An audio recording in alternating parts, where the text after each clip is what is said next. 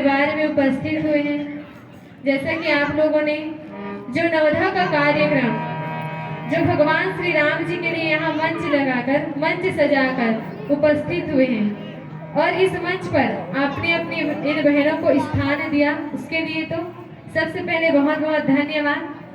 अब आते हैं अपने मानस प्रसंग पर। जैसा कि हमारा मानस प्रसंग चल रहा है अयोध्या कांड का दोहा क्रमांक 81। सुठी सुकुमार कुमार दो जनक सुता सुकुमारी, रथ चढ़ाई देख राई बनो फिरे गए दिन चारी। गोस्वामी तुलसीदास जी महाराज लिख रहे हैं अत्यंत सुकुमार दोनों कुमारों को और सुकुमारी जानकी जी को रथ में चढ़ाकर वन दिखलाकर 4 दिन के बाद लौट आना। ये जो प्रसंग है जो हमारा भी जो मानस प्रसंग चल रहा है अयोध्या कांड का, कौन सा प्रसंग है? अभी तक आप सुनते आ रहे हैं कि जब भगवान श्री राम जी को 14 वर्ष का वनवास दिया जाता है तो यहाँ जो उनके पिता हैं दशरथ जी, वो सुमंत जी से कह रहे हैं कि आप इन तीनों को रथ में चढ़ाइए और वन दिखलाकर, वन के दुखों को दिखलाकर, वन के कष्टों को दिखलाकर, वन के परेशानियों को दिखलाकर आप इनको फिर से वापस लौटा लाइए। लेकिन राम जी तो ठहरे ऐसे वंश से जब ये गोस्वामी जी महाराज क्या लिखते हैं कि रघु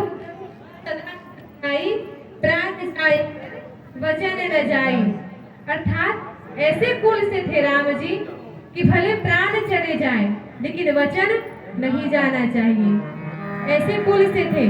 और जो ये वास्तव में जो मानस है, जो रामचरितमानस, आज हर गांव-गांव में नवधा का कार्यक्रम होता है जिसमें आप लोग रामचरितमानस का पठन अध्ययन श्रवण करते हैं। वास्तव में ये जो रामचरितमानस है वो क्या है, क्या सिखलाता है हमें?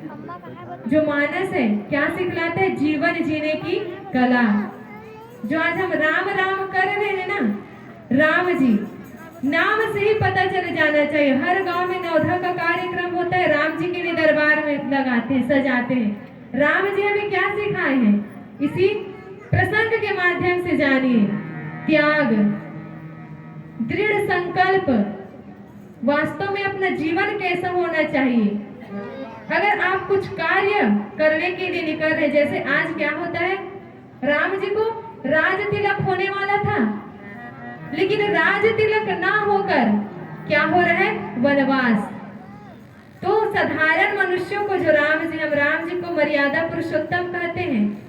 राम जी जो है वो साधारण मनुष्यों को समझा रहे हैं कि वास्तव में हमारा जीवन कैसे होना चाहिए।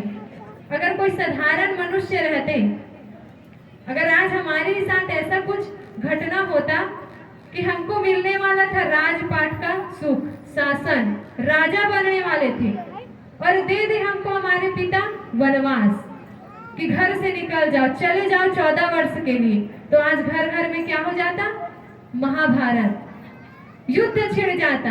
अरे तू क्या हमें निकालेगा, हम ही तुमको घर से निकालते, बाप को ही घर से निकाल देते।